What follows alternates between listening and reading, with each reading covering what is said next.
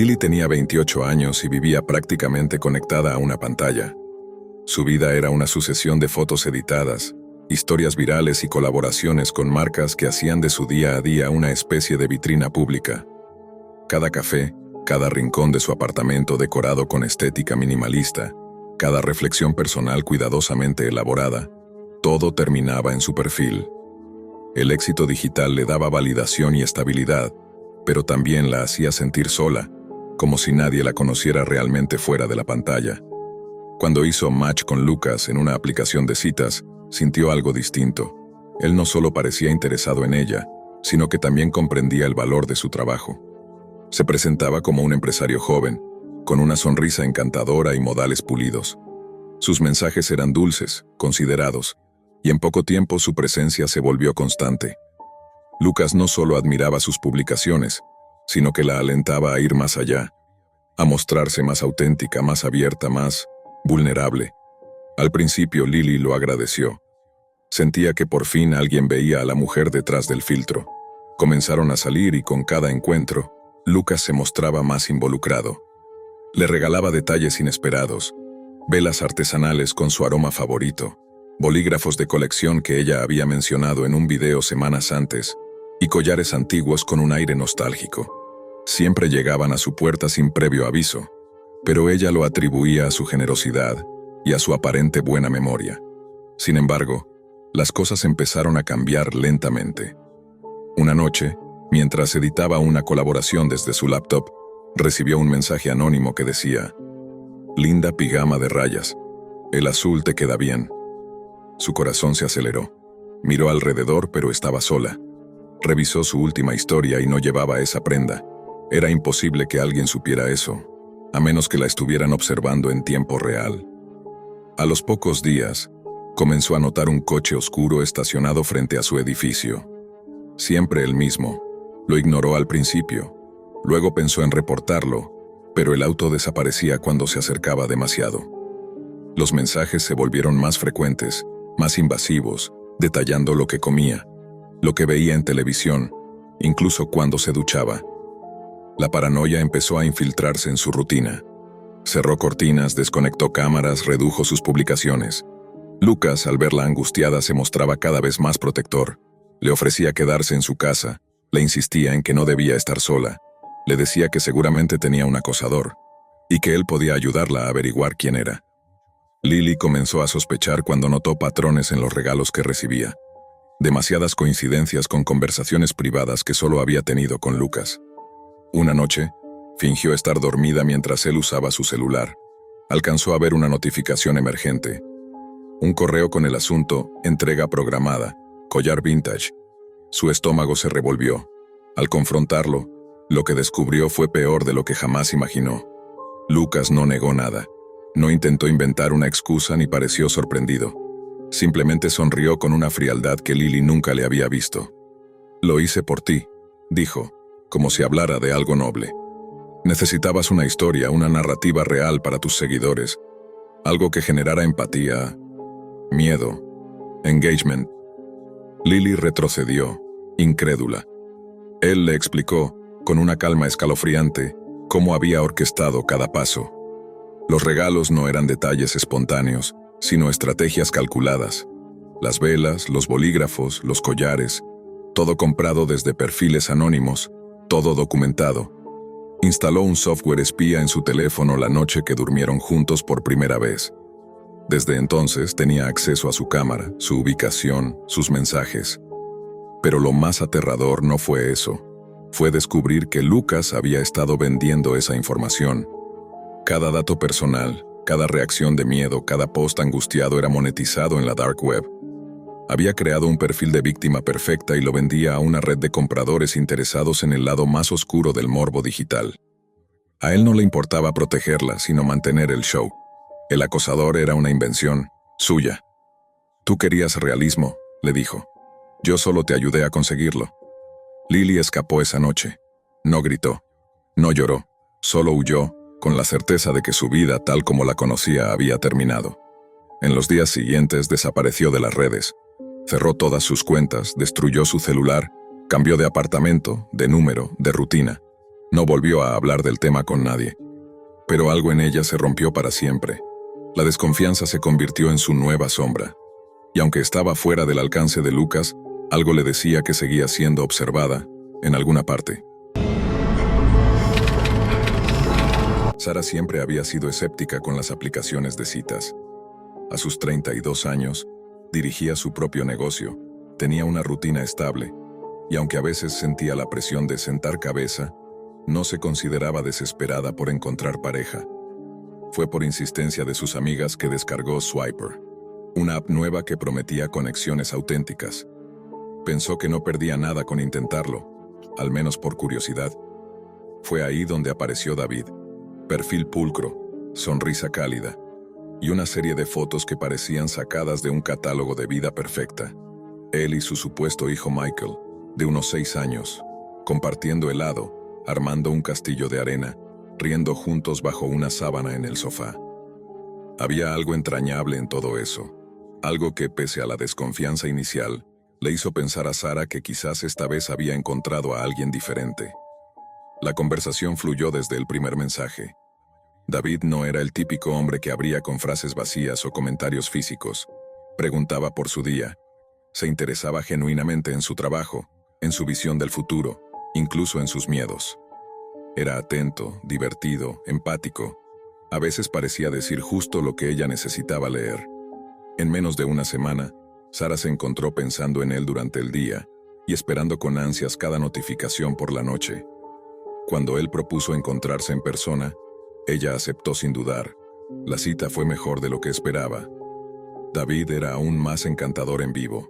Pasaron más de 4 horas en ese restaurante, riendo, compartiendo anécdotas, hablando de la infancia de Michael.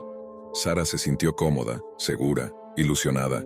Hasta se sorprendió a sí misma imaginando una vida juntos, algo que no había hecho en años con nadie. Pero la perfección, como suele suceder, empezó a desmoronarse en detalles mínimos. Una semana después de la cita, mientras hablaban por mensaje sobre una foto que él le había enviado de Michael pintando, algo hizo clic en su mente. Esa imagen, ya la había visto antes. No recordaba dónde. Solo sabía que no era nueva. Abrió otra pestaña, hizo una búsqueda inversa de imagen. Y ahí estaba. El niño de la foto no se llamaba Michael. Era un modelo de stock. La imagen se usaba en campañas de seguros y productos escolares. Sara sintió un frío seco recorrerle la espalda. Buscó otras fotos del perfil de David. Todas. Cada una de ellas estaba en bancos de imágenes, con diferentes contextos, diferentes nombres. Ninguna era real. El corazón le latía tan rápido que sintió náuseas.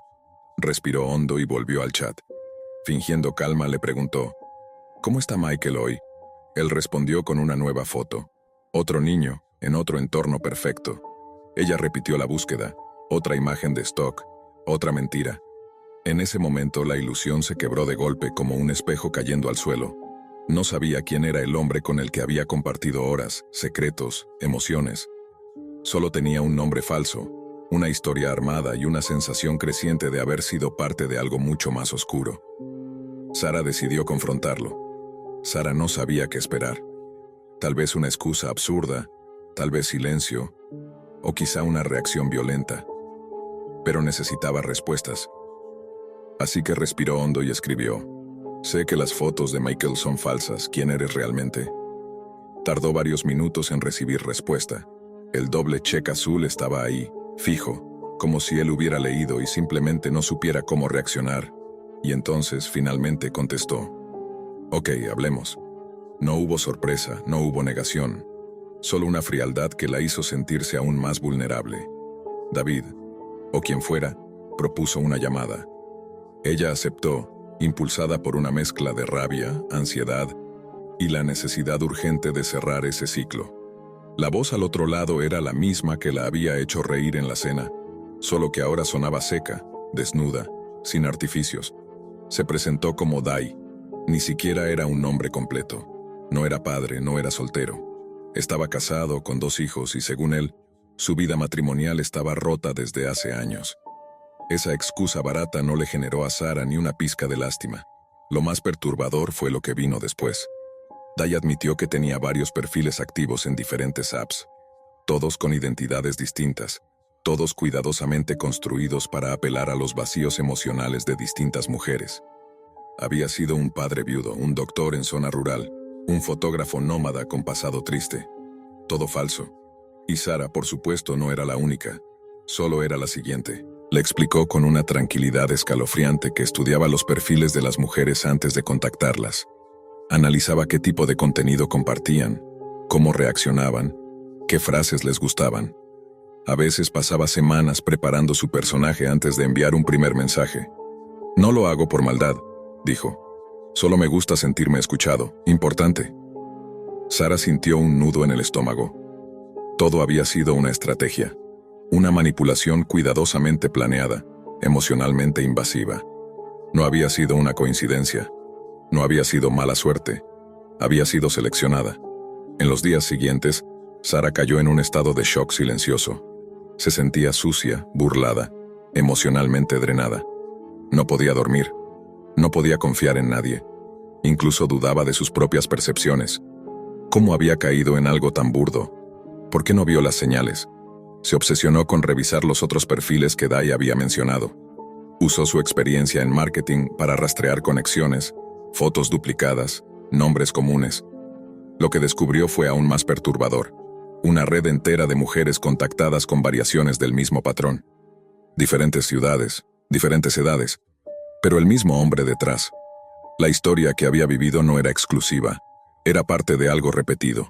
Un ciclo, una estructura de engaño, y tal vez, algo más. Sara dejó de comer bien, dormía a ratos, por momentos sentía ira, otros una tristeza profunda como si le hubieran arrancado algo que no sabía que tenía. Su círculo cercano notó el cambio. Ella lo atribuía al estrés del trabajo, pero en realidad no podía quitarse de la cabeza la sensación de haber sido invadida, y no por un desconocido cualquiera, sino por alguien que se había infiltrado en su intimidad más sutil, sus sueños, su vulnerabilidad.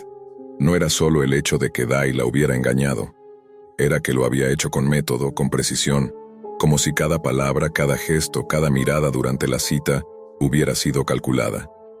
Era como descubrir que todo lo que sintió fue provocado, inducido como parte de un experimento macabro.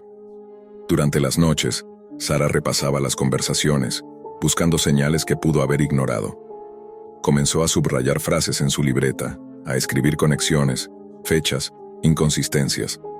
Todo indicaba que él había estudiado cuidadosamente cada paso, la manera en que halagaba su empresa, cómo mencionaba ser padre justo cuando ella decía querer una relación estable, cómo sabía exactamente qué decir cuando hablaban del pasado.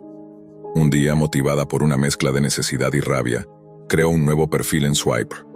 No uno real, uno falso. Se puso otro nombre, cambió sus fotos, adaptó sus gustos. Quería probar algo. Si Dai seguía activo.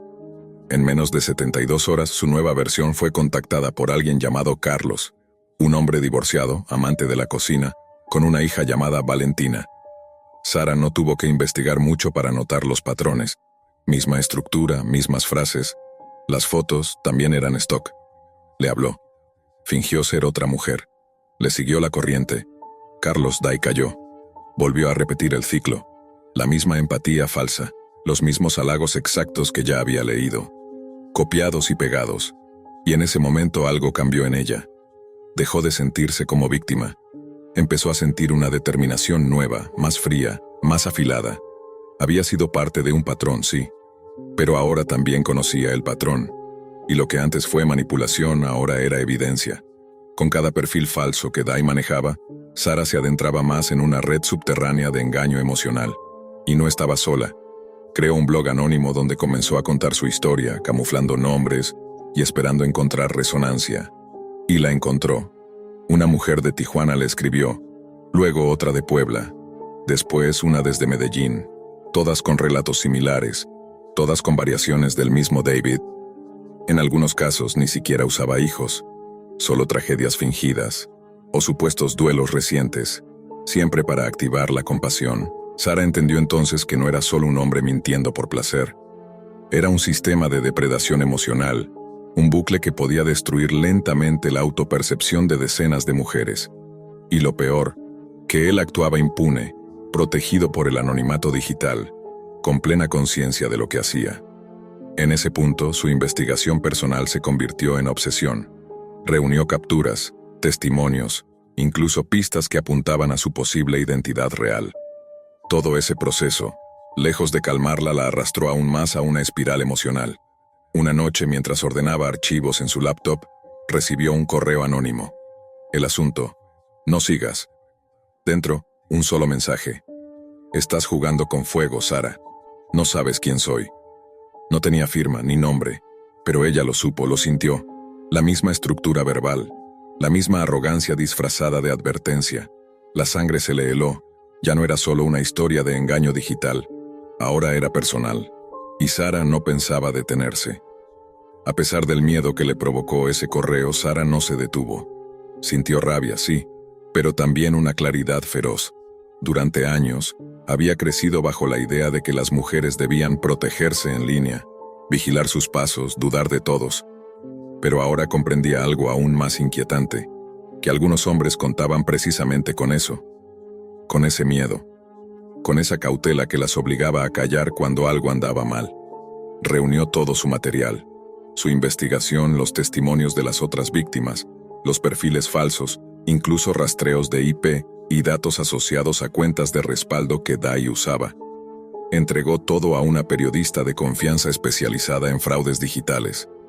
El reportaje salió una semana después. El padre perfecto no existe. La red de engaños detrás de Swiper. El impacto fue inmediato. La historia se volvió viral. Varios medios retomaron el caso. La empresa detrás de Swiper se vio obligada a responder públicamente, prometiendo una auditoría interna y nuevas herramientas de verificación.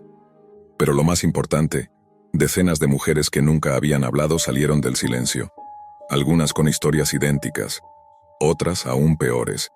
Dai, cuyo nombre real era Damián Echeverry, fue identificado por múltiples víctimas. No tenía antecedentes penales, pero sí denuncias archivadas por acoso y suplantación. Finalmente, una de las mujeres logró que su caso prosperara legalmente. Fue detenido por suplantación de identidad y fraude agravado. Cuando Sara recibió la noticia, no sintió alegría, sintió alivio, silencioso, como si hubiera recuperado una parte de sí que había perdido entre tantas palabras falsas. Pasaron los meses. Cerró su cuenta en Swiper, pero mantuvo el blog, ahora convertido en un espacio de apoyo para mujeres víctimas de manipulación emocional en línea.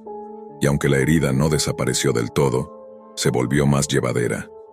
Una noche, mientras respondía a comentarios en su blog, notó una nueva entrada anónima. Puedes derribar mi nombre, pero no mis métodos. Hay más como yo. Muchísimos más. Sara lo leyó sin sorpresa. Cerró la laptop. Se sirvió una copa de vino. Y por primera vez en mucho tiempo, no sintió miedo. Sintió preparación, porque la próxima que lo encontrara, ya sabría qué buscar. Después de una cadena de relaciones fallidas, la narradora se encontraba en un estado de vulnerabilidad emocional profunda. Había perdido la fe en las promesas bonitas y en los hombres que llegaban con palabras envueltas en papel dorado, pero vacías por dentro. Fue entonces cuando menos lo esperaba que conoció a Daniel. Él tenía 33 años, y desde el primer momento parecía sacado de una fantasía cuidadosamente editada. Un empresario atractivo, refinado, que hablaba de inversiones, arte moderno y proyectos filantrópicos como si fueran parte de su rutina diaria. Se conocieron por redes sociales, pero él no tardó en invitarla a un café en un lugar que ella solo había visto en revistas. La conversación fluyó con tanta naturalidad que parecía ensayada. No hubo señales de alerta, solo encanto, solo perfección. Durante semanas, Daniel la llevó por un carrusel de experiencias lujosas, cenas en restaurantes con estrellas Michelin, funciones privadas en Broadway, noches en suites de hoteles donde el mármol y la seda parecían respirar riqueza. Todo lo pagaba él, con naturalidad, sin ostentación exagerada.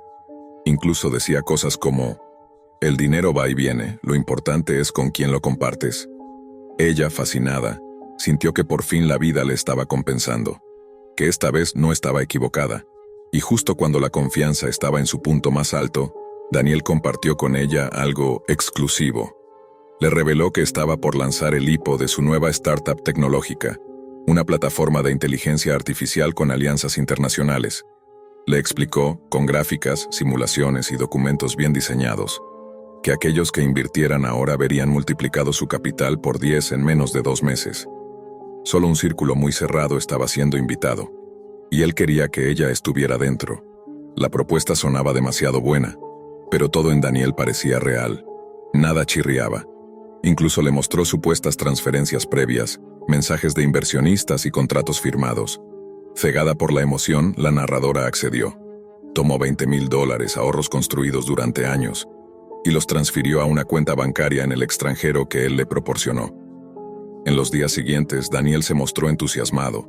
Le hablaba de planes a futuro, de mudarse juntos a Europa, de comprar una propiedad en Lisboa. Pero con el paso de las semanas algo cambió. Él empezó a responder con retraso, a evitar videollamadas, a cancelar citas con excusas cada vez más vagas. Cuando ella intentó visitarlo en su apartamento, el mismo donde él decía vivir, se encontró con una puerta cerrada y un vecino que le aseguró que nadie con ese nombre residía allí. Nunca lo había hecho. Lo que siguió fue una caída libre emocional. Llamadas que iban directo a buzón. Correos sin respuesta. Un número que, de pronto, dejó de existir. La narradora corrió al banco a intentar revertir la transferencia, pero ya era tarde. El dinero se había desvanecido en una red de cuentas internacionales imposibles de rastrear. Lo que más dolía no era solo la pérdida financiera, sino el hecho de haber confiado, de nuevo, en una ilusión perfectamente construida para manipular. La narradora se vio obligada a mudarse a un apartamento más pequeño, a tomar un segundo empleo para cubrir sus gastos, y a replantearse todo lo que creía saber sobre las personas y sobre sí misma. La rutina de la narradora se volvió una sombra de lo que había sido. Lo que antes era una vida estable, con metas claras y pequeños lujos bien merecidos, se transformó en una lucha constante por sobrevivir. Cada vez que sonaba el teléfono, su corazón latía con la esperanza, tan absurda como inevitable, de que fuera él. Que todo hubiera sido un error, que Daniel apareciera con una explicación razonable y un reembolso, pero eso nunca ocurrió. La paranoia comenzó a instalarse con sutileza. Empezó a notar autos estacionados cerca de su casa que no había visto antes. En el supermercado, un hombre con el mismo perfume que usaba Daniel la siguió entre pasillos durante minutos eternos. A veces, juraba que su nombre aparecía en conversaciones ajenas, murmuradas al pasar. ¿Era su mente jugándole trucos? ¿O acaso la estafa era parte de algo más grande? Intentó investigar por su cuenta. Con la poca energía que le quedaba tras sus 2 trabajos, se sumergía de noche en foros y bases de datos en busca de pistas. Descubrió que el nombre completo que él le había dado no figuraba en ningún registro mercantil. Las fotos que él usaba en sus redes pertenecían a un modelo europeo, y las reuniones de negocios que decía tener coincidían con eventos que nunca existieron. Pero hubo algo que la perturbó más que todo eso. En una de esas búsquedas, encontró un blog anónimo, donde otra mujer describía una historia inquietantemente similar. Un hombre elegante, empresario, con promesas de riqueza rápida, incluso mencionaba el mismo restaurante y la misma frase: el dinero va y viene, lo importante es con quién lo compartes. La narradora intentó contactar a la autora de ese blog, pero el sitio había sido eliminado poco después de su publicación, como si alguien no quisiera que esa historia circulara. A partir de ahí, las cosas se volvieron más turbias. Una noche, al regresar a casa, encontró su puerta entreabierta. Nada estaba robado, pero su laptop mostraba señales de haber sido manipulada. Algunos archivos personales estaban abiertos, y uno en particular, un documento en blanco, ahora tenía escrita una sola frase: deja de buscarme. El terror ya no era solo emocional o financiero. Se volvió físico, tangible. Una amenaza que no sabía de dónde venía ni hasta dónde llegaría. A partir de aquel mensaje en su computadora, la narradora ya no pudo dormir tranquila. Empezó a revisar cada cerradura 2 veces, a cambiar contraseñas, a mirar por la ventana en la madrugada con una taza de café temblorosa en la mano. A pesar de su agotamiento físico, el insomnio la devoraba. No podía dejar de pensar que Daniel, o quien sea que realmente fuera, la estaba vigilando. No solo la había despojado de su dinero, sino también de su paz mental, de su fe en los vínculos humanos. de la seguridad en su propio juicio. Lo más aterrador no era lo que él había hecho, sino que no sabía hasta dónde estaba dispuesto a llegar. Una noche, recibió un sobre sin remitente. Dentro solo había una fotografía impresa en papel barato. Era ella, sentada en la cafetería donde solía pasar las tardes antes de conocer a Daniel. La imagen estaba tomada desde la distancia, pero el ángulo indicaba que quien la tomó había estado allí mismo, observándola. En el reverso con tinta corrida se leía: «Siempre estuve más cerca de lo que pensabas». Ya no sabía si debía acudir a la policía. Lo había intentado al principio, pero su caso fue archivado como fraude digital, con recursos insuficientes para rastrear fondos internacionales. ¿Qué les diría ahora? ¿Que alguien había entrado a su casa sin llevarse nada? ¿Que recibía fotografías extrañas? ¿Que sentía que su vida estaba siendo acechada por un fantasma con nombre y rostro prestado? Decidió visitar a un excompañero de la universidad que ahora trabajaba en ciberseguridad. Él le hizo preguntas detalladas y revisó su computadora y teléfono. Fue entonces cuando descubrieron algo inquietante. Había un software espía instalado en su celular desde hacía semanas. Uno que registraba su ubicación, sus mensajes, incluso sus notas de voz. El técnico le dijo que era tecnología que no cualquiera sabía usar. Esto no era amateur, esto era metódico. La narradora sintió que su mundo se desmoronaba por segunda vez. Todo lo que decía, todo lo que hacía, había estado siendo monitoreado. ¿Desde cuándo? ¿Por qué? ¿Con qué propósito? La gota que colmó el vaso llegó cuando su jefe la llamó a su oficina. Había recibido un correo anónimo con capturas de pantalla de sus movimientos bancarios, acompañados de insinuaciones de fraude. Aunque la respaldaron por el momento, le pidieron mantenerse en bajo perfil. Lo que empezó como una estafa romántica ya estaba manchando su reputación profesional. Daniel no solo le había robado el dinero, estaba empezando a robarle la identidad, al borde del colapso, sin dinero, sin confianza, y con la sensación de que alguien movía los hilos de su vida desde la oscuridad. La narradora tomó una decisión desesperada: desaparecer. Cambió de número, cerró todas sus redes sociales, vendió lo poco que le quedaba de valor y se mudó a una ciudad más pequeña sin avisar a nadie. Allí, en un modesto apartamento sin ventanas directas a la calle, comenzó a reconstruirse desde lo más básico: un empleo por horas, una rutina simple, el silencio como refugio. Por un tiempo, pareció funcionar. Nadie la molestó, nadie la buscó.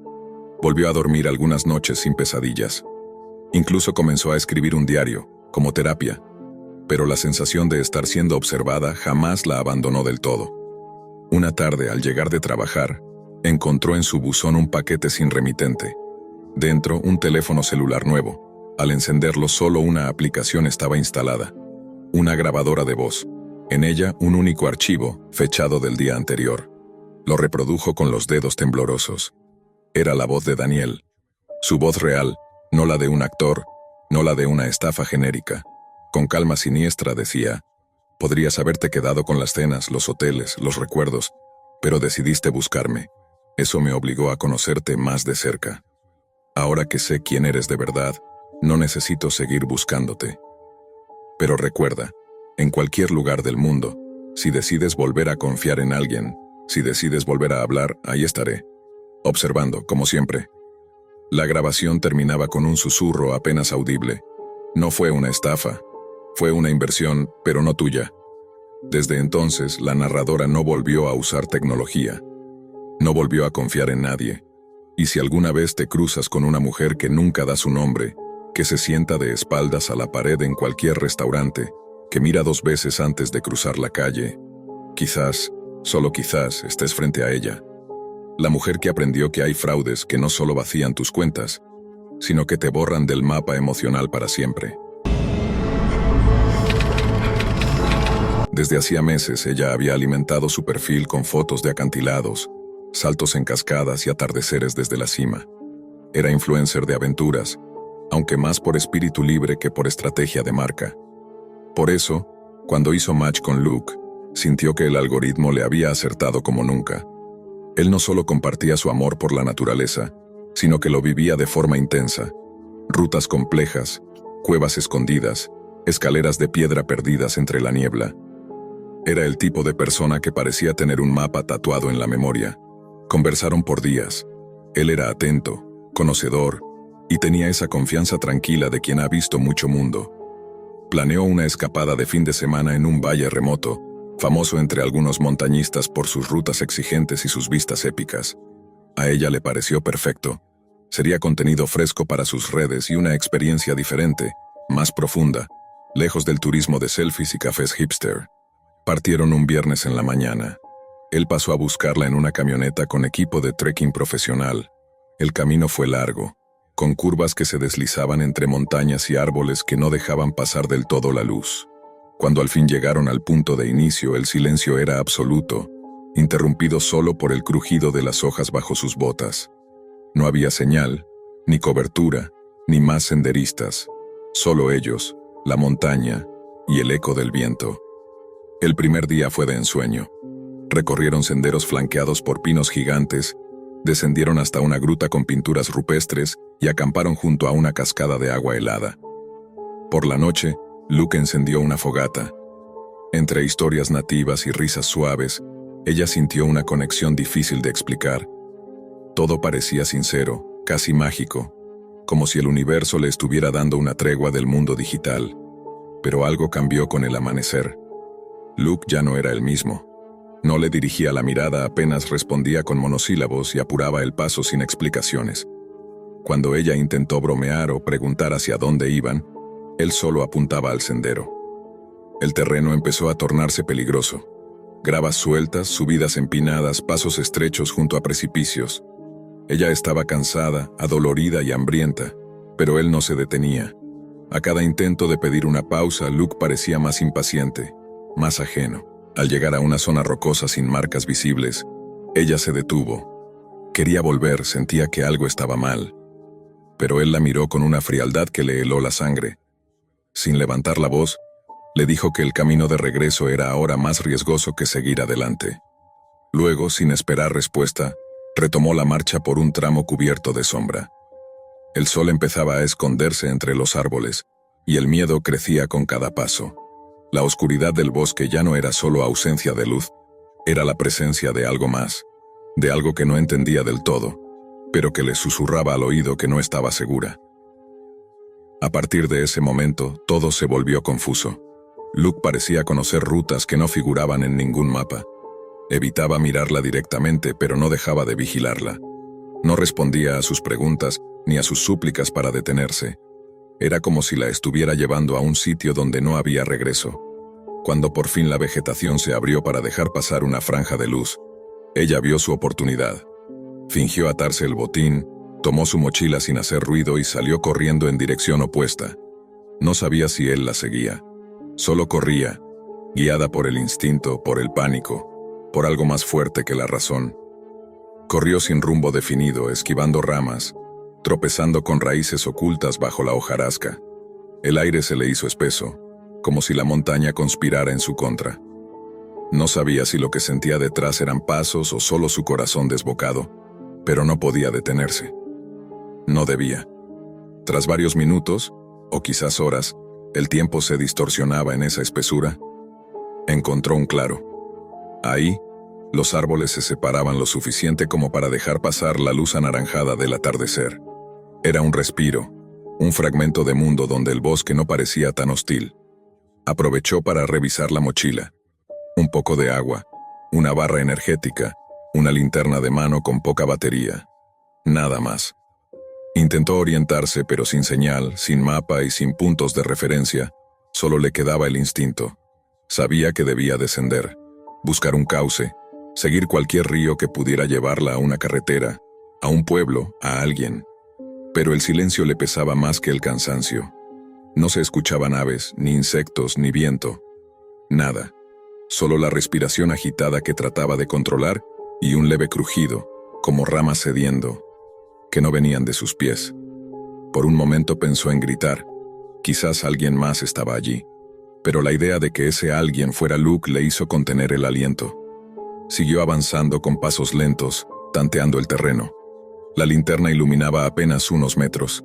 En cierto momento notó algo extraño, una cuerda colgando de una rama, con un lazo atado de forma precisa. No era parte del camino, no era casual. Era una señal o una advertencia. El pánico creció en su estómago como una piedra. Miró alrededor, la garganta cerrada por la adrenalina. Entonces, más adelante, casi oculto por la niebla que empezaba a levantarse entre las copas, vio algo más. Un campamento, no el suyo, no el que compartieron en la noche anterior. Este era otro, más viejo, con restos quemados, ropa húmeda, un zapato desgastado y algo que no quiso mirar de cerca. Lo rodeó con cuidado, sin hacer ruido, tratando de no respirar. Cada objeto parecía contar una historia incompleta, congelada en el tiempo. Había un diario parcialmente abierto, pero las hojas estaban tan húmedas que no pudo leer lo escrito. Cuando se disponía a seguir bajando por una pendiente irregular, escuchó claramente su nombre. Su nombre, pronunciado en voz baja, como un susurro gutural que no venía de ningún punto específico. El eco lo desfiguraba, pero no había duda. Alguien la estaba buscando. Alguien que sabía cómo se llamaba. Se escondió entre dos piedras cubiertas de musgo, conteniendo el llanto y el impulso de correr. El bosque volvió a callar, y en ese silencio, comprendió que ya no era solo una caminata fallida. Estaba atrapada en algo más grande, algo que quizás no tenía salida. Pasaron horas, o eso creyó. El bosque se había tragado el tiempo, junto con su noción de dirección. La linterna ya no funcionaba, y la oscuridad se volvió espesa como tinta. Pero algo en su interior le gritaba que debía moverse. Quedarse quieta era rendirse. Empezó a bajar en zigzag, tanteando el terreno con las manos, deslizándose más que caminando. Se raspó los brazos, se dobló un tobillo, pero siguió. No podía detenerse, ni siquiera cuando creyó ver siluetas entre los árboles, o cuando el susurro de su nombre volvió, ahora más claro, más cercano, más real. Finalmente, después de un descenso interminable, las copas de los árboles empezaron a abrirse. A lo lejos, una carretera. No una autopista, sino una línea de asfalto que parecía un salvavidas negro entre tanta maleza. Corrió, como si el bosque fuera a cerrarse de nuevo, como si esa oportunidad fuera única. Tropezó y cayó al borde del camino, jadeando, con la garganta ardiendo y las manos ensangrentadas. Una camioneta pasó, luego otra, hasta que una tercera se detuvo. El conductor, un hombre mayor, bajó alarmado al verla en ese estado. Ella no pudo articular más que dos palabras: «Ayúdeme, por favor». Lo demás fue llanto y vértigo. La subió al vehículo, le ofreció agua, y se alejaron del bosque. Horas después, ya en su apartamento, cerró la puerta con seguro y se dejó caer al suelo. No encendió el teléfono. No subió ninguna historia. Solo se quedó mirando el vacío, sintiendo el frío de algo que aún no podía nombrar. Bloqueó a Luke en la app, ni siquiera quiso denunciarlo. No tenía pruebas, ni fotos, ni testigos. Solo tenía un presentimiento que le recorría la espalda cada vez que cerraba los ojos. Si no hubiera escapado justo cuando lo hizo, no habría salida. Nadie la habría encontrado. Y quizás nadie habría preguntado. Desde entonces nunca volvió al bosque, ni a las apps. Y cuando sus seguidores le preguntaban por qué ya no subía rutas nuevas, solo respondía con una frase: «No todo lo que parece aventura termina bien». Grayson era una mujer que imponía respeto desde el primer contacto. Con 35 años y 2 startups exitosas en su historial, muchos la admiraban por su visión clara, su inteligencia estratégica y una intuición que rara vez fallaba, al menos hasta que conoció a Tom. La conexión entre ellos fue casi instantánea. Se conocieron en un evento exclusivo de networking para emprendedores tecnológicos. Tom destacaba, no solo por su elegancia discreta o la seguridad con la que hablaba, sino por esa mezcla precisa de humildad y éxito que parecía auténtica. Decía haber vendido su última startup en una operación millonaria, pero hablaba más del futuro que del pasado. Compartían ideas, valores y un ritmo de vida que muy pocos entendían. Para Grayson, él era una anomalía fascinante. Las primeras citas fueron intensas, cargadas de energía creativa. Tom la escuchaba como nadie más, entendía sus miedos, sus metas, sus noches de desvelo frente al código. Y luego, con una copa de vino en mano y una sonrisa que parecía sincera, le hizo una propuesta. Tenía entre manos un nuevo proyecto, un software revolucionario que, según él, Cambiaría por completo el manejo de datos empresariales. Pero necesitaba capital. No mucho, solo un impulso. Grayson dudó, pero la forma en la que Tom hablaba de crecimiento, de impacto global, incluso de celebrar juntos el éxito en la costa amalfitana, la hizo creer que por primera vez estaba invirtiendo en algo más que tecnología, en un compañero de vida. La transferencia se hizo un viernes por la tarde. Tom le agradeció con un mensaje de voz, breve pero emotivo. Luego, el silencio. Pasaron los días y las respuestas se volvieron escuetas, casi robóticas. Ya no había llamadas nocturnas, ni propuestas de desayuno para revisar métricas. Grayson pensó que estaba ocupado, que tal vez algo urgente lo había absorbido. Pero cuando intentó visitarlo en las oficinas que él le había mostrado en fotos, encontró un edificio vacío, sin logos, sin empleados, sin rastro. Tocó puertas, preguntó a vecinos, incluso a la administración del inmueble. Nadie conocía a Tom. Nadie lo había visto jamás por ahí. Lo peor vino después. Los nombres que él mencionaba como socios, los perfiles que ella había visto en LinkedIn, eran falsos, creados con inteligencia artificial, sin actividad real. Todo un ecosistema digital montado como una obra teatral, solo para seducirla. Solo entonces comprendió. Había caído en un montaje meticuloso, uno diseñado no solo para robarle dinero, sino también algo más profundo, su sentido de realidad, su confianza, su futuro compartido. Y fue entonces cuando comenzaron las verdaderas pesadillas. Las noches de Grayson se volvieron insomnes. Dormía con el celular en la mano, esperando algún mensaje, una explicación, cualquier señal de vida. Pero lo único que recibía era un eco digital. Un número que ya no existía, correos que rebotaban, perfiles que comenzaban a desvanecerse, literalmente. Cada día desaparecía algo, una foto de Tom en redes, una reseña, un rastro en una base de datos. Era como si él nunca hubiera estado ahí. El vacío que dejó no era solo económico, era psicológico. Grayson, acostumbrada a descifrar patrones, algoritmos, mapas de comportamiento digital, se encontraba atrapada en un rompecabezas donde cada pieza parecía burlarse de su inteligencia. Revisó las conversaciones, los contratos, los correos. Todo parecía legal, real, pero al analizarlos con más detalle, detectó inconsistencias sutiles, firmas ligeramente distintas, sellos mal ubicados, cláusulas vagas que parecían haber sido diseñadas para no dejar huella. Fue entonces cuando buscó ayuda. Primero contrató a un investigador privado, luego recurrió a sus propios contactos del mundo tech. Lo que descubrieron la dejó sin aliento. Tom no solo la había engañado a ella, había replicado ese mismo patrón con otras mujeres en otros estados, bajo distintos alias. Cambiaba apenas lo suficiente para no levantar sospechas, pero el esquema era el mismo. Un hombre encantador, exitoso, con un proyecto revolucionario y una víctima ideal. Sin embargo, algo no cuadraba. Mientras más investigaban, más misteriosa se volvía su existencia. Había fotos de Tom que no aparecían en ninguna otra parte, registros de llamadas que no coincidían con ubicaciones reales. Grayson comenzó a sospechar que no se trataba solo de un estafador profesional, sino de algo más, algo que iba más allá del engaño financiero.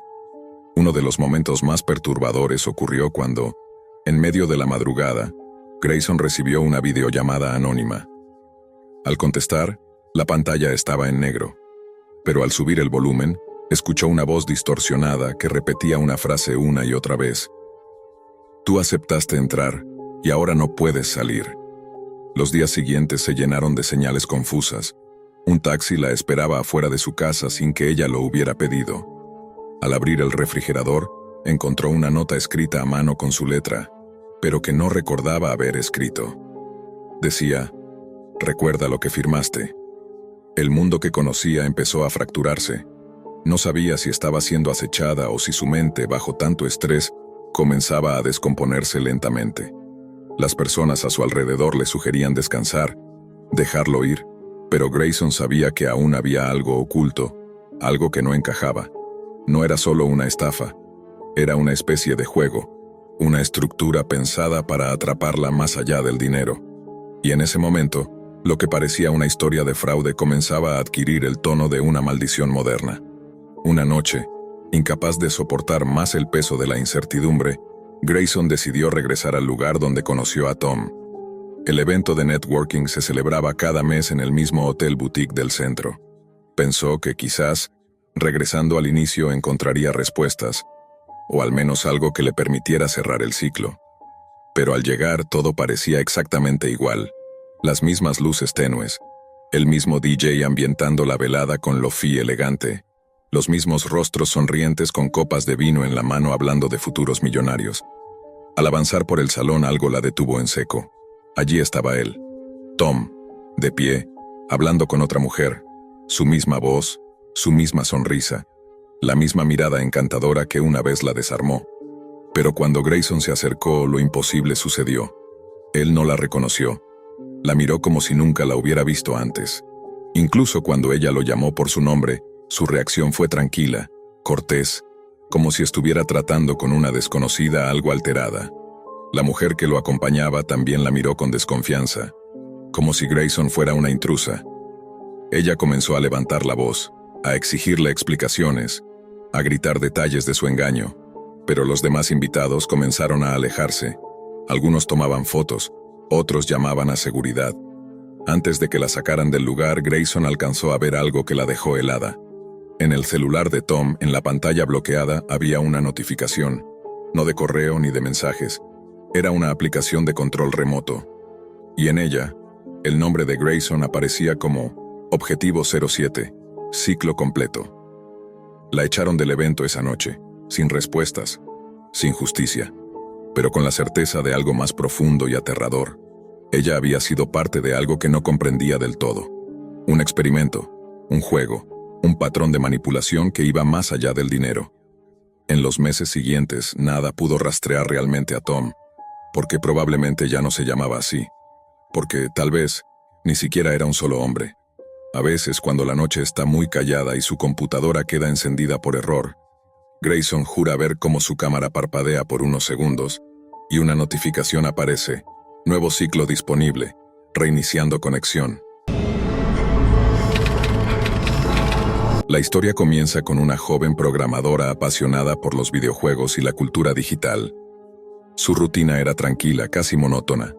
Trabajo remoto, sesiones de streaming nocturno, foros de programación y partidas multijugador. Como muchas personas que viven buena parte de su vida online, decidió probar suerte en Tinder, una aplicación que había evitado durante mucho tiempo. Ahí conoció a Ian, un chico que parecía encajar perfectamente con sus intereses. Hablaban con soltura sobre lenguajes de código, juegos retro y mods de última generación. Después de varios días de conversación fluida, bromas compartidas y referencias geek, decidió invitarlo a su casa un viernes por la noche. Ian llegó con una sonrisa encantadora, una botella de vino tinto en una mano y su propio portátil en la otra.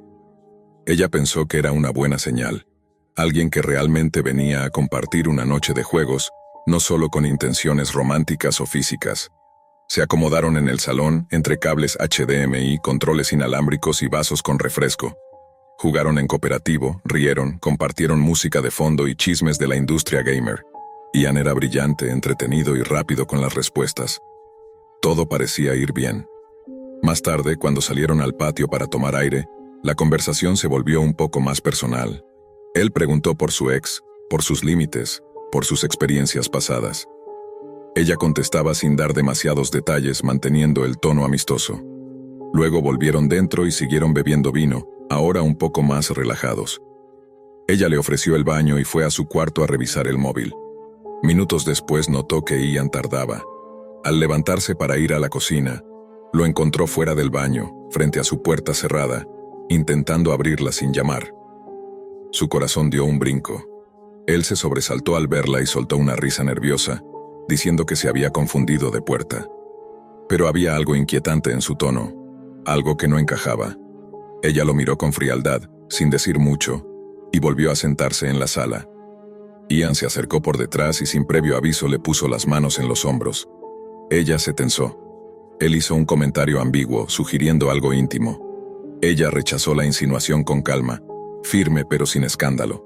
Ian, lejos de disculparse, soltó una risa sarcástica y le espetó que estaba siendo exagerada, que estaba arruinando la reputación gay, como si eso tuviera sentido alguno en ese contexto. El ambiente se volvió pesado. Ya no había música, ni risas, ni pantallas encendidas. Solo una incomodidad creciente. Ella, incómoda pero sin mostrar miedo, le dijo que la velada estaba llegando a su fin. Ian se disculpó, dijo que había bebido más de la cuenta y se ofreció a irse pronto. Parecía sincero. Ella respiró aliviada, demasiado pronto. Más tarde, cuando fue a ducharse para despejar la mente y cerrar la noche, sintió algo extraño. Un cambio sutil en la atmósfera. De pronto escuchó un leve crujido fuera de la regadera. Detuvo el agua. Silencio. Entonces notó algo delgado y metálico bajo la puerta. Una cuchara. Al agacharse apenas alcanzó a ver un destello. El reflejo del flash de un teléfono. Su sangre se congeló. No tuvo dudas. Ian estaba tratando de fotografiarla en secreto. Lo demás ocurrió muy rápido. El miedo se convirtió en rabia, y la rabia en acción. Ella salió de la ducha envuelta en una mezcla de toalla y furia contenida. Su cuerpo aún mojado temblaba no solo por el frío, sino por la indignación.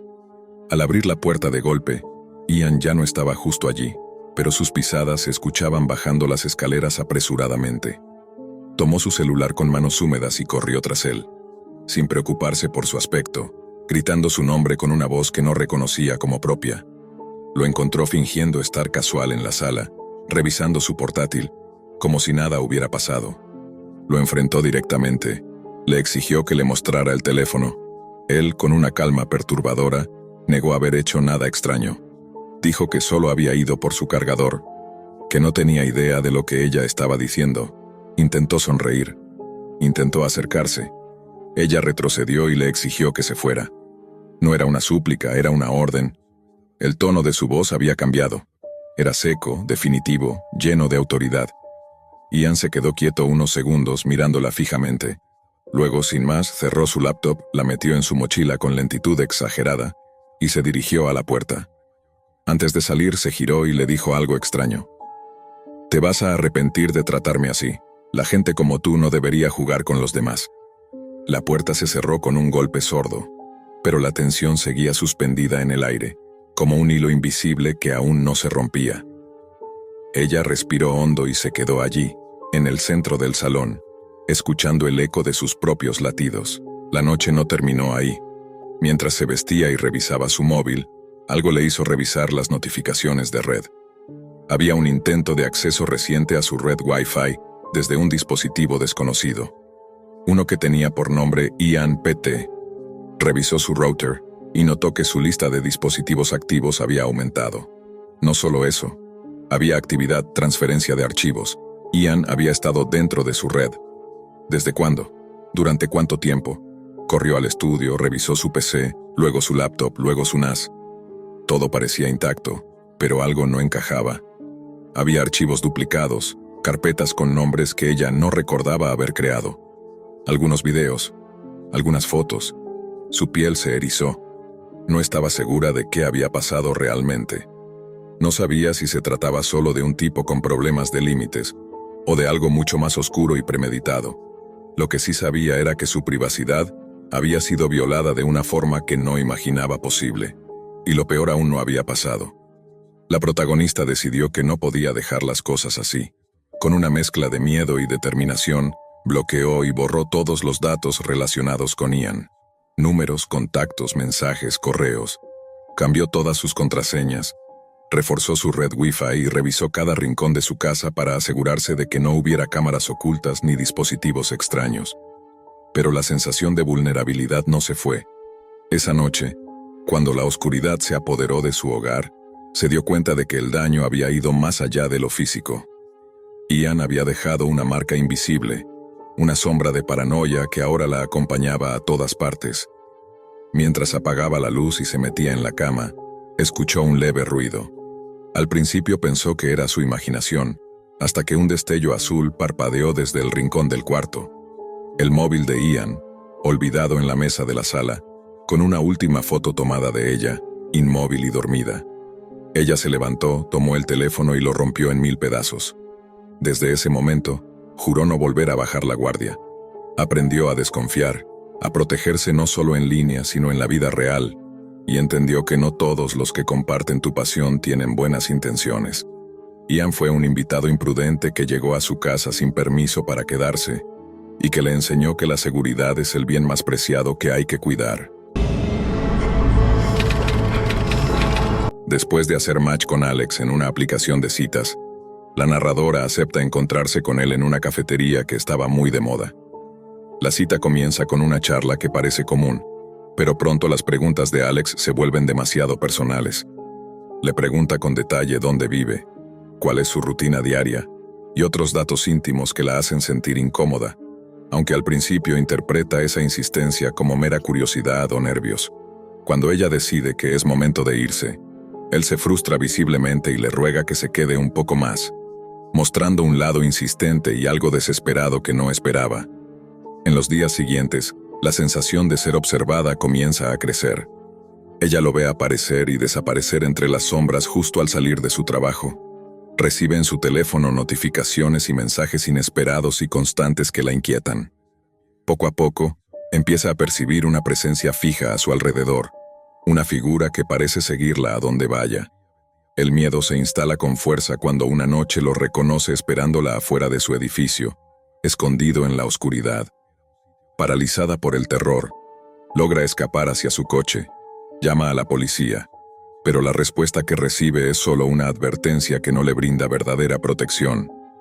Decidida a no dejar que esta amenaza controle su vida, cierra todas sus cuentas en aplicaciones de citas, con la esperanza de que así la pesadilla termine. Aunque los paseos en la noche comienzan a ser menos frecuentes, el trauma y la paranoia permanecen. Instala cámaras de seguridad en su casa, cambia sus hábitos y vive constantemente alerta. Cada crujido o sombra en la oscuridad se vuelve para ella una señal de que el acechador Alex podría estar ahí, esperando el momento para aparecer de nuevo.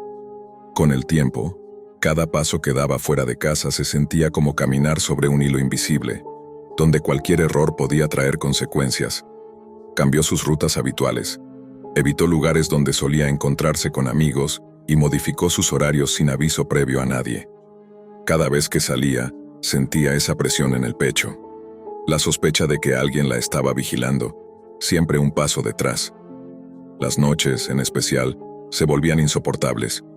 La oscuridad parecía cobrar vida y multiplicar sus temores. Las cámaras instaladas en su hogar se convirtieron en sus ojos adicionales. Revisaba con ansiedad las grabaciones, buscando cualquier movimiento extraño. Más de una vez, encontró indicios inquietantes, sombras que no debía haber, luces apagadas que se encendían sin razón, ruidos apenas perceptibles en los rincones de la casa. Todo reforzaba la idea de que no estaba sola, que la amenaza era real y constante. Cada notificación en el celular hacía que el corazón le diera un vuelco. Aunque ya no usaba las aplicaciones de citas, mensajes anónimos o llamadas sin contestar la mantenían en estado de alerta. Incluso sus amigos y familiares comenzaron a notar el cambio. Se volvió distante, nerviosa, incapaz de relajarse. Intentó buscar ayuda profesional, pero la sensación de inseguridad persistía, como una sombra pegada a su piel que no podía quitarse. A medida que los días pasaban, el miedo se tornaba en una mezcla de rabia y desesperación. Quería recuperar su vida, dejar atrás ese acecho invisible, pero sabía que cualquier paso en falso podía empeorar todo. La línea entre la vigilancia y la paranoia se volvía cada vez más difusa. Sin embargo, una parte de ella sabía que debía enfrentarlo, que esconderse no era una solución definitiva. Una noche, mientras revisaba nuevamente las cámaras de seguridad, vio algo que heló su sangre: la silueta de Alex, estática y vigilante, justo frente a su puerta. En ese instante comprendió que huir no bastaba, que el miedo debía transformarse en acción. Con el valor que aún le quedaba, recogió pruebas, alertó a las autoridades y tomó medidas legales para protegerse de manera definitiva. Aunque el camino fue largo y lleno de incertidumbre, poco a poco recuperó la tranquilidad perdida. Su historia quedó como advertencia para quienes creen que un match es solo el comienzo de algo inocente, porque a veces detrás de una sonrisa amable puede esconderse un acechador implacable, dispuesto a cruzar cualquier límite. Y es allí donde la verdadera valentía nace, en no dejar que el miedo te silencie.